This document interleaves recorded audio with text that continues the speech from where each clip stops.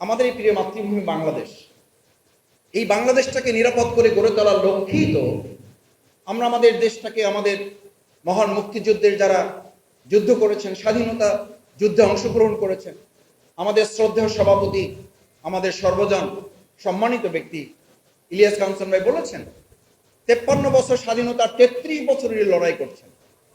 আমি ইলিয়াস কাঞ্চন ভাইয়ের সাথে তার সমস্ত আবেগের সাথে মিলিয়ে আমি আজকে একটা কথা বলি যে নিরাপদ সড়ক চাইয়ের আন্দোলন তখন সফল হবে যখন নিরাপদ একটা সরকার আমরা এই দেশে প্রতিষ্ঠিত করতে সক্ষম হব।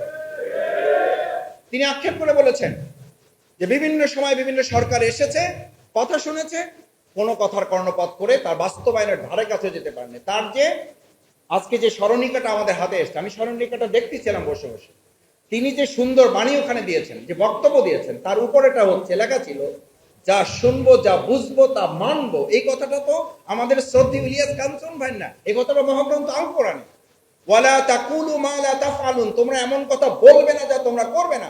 অথচ আমরা এমন একটা রাষ্ট্রে বাস করি, বলাই হয়ে থাকে এটা এমন সরকার, তারা বলবে করবে না, করলে তা বলবে না। কি আজব কথা, কি কোরআন বিরোধী, কি ইসলাম বিরোধী, কি মানবতা বিরোধী, কি যে জাতির সভ্যতা বিরোধী একটা রাষ্ট্রে আপনি বসবাস করে কি নিরাপদ সড়ক আপনি চাইবেন? আপনার তো বারান্দাটাও আপনার জন্য নিরাপদ না, সড়ক তো বহুত পড়ে। জুলাই আগস্টে তো আমাদের বারান্দা ঘরের, আমাদের বেডরুমটাও তো নিরাপদ ছিল না। সেই রাষ্ট্রে আপনি বেডরুম, আপনার ডাইনিং রুম, আপনার বারান্দাও নিরাপদ করে আমি কখন আমার রাস্তার নিরাপত্তার দায়িত্বের কথা আমি ভাববো?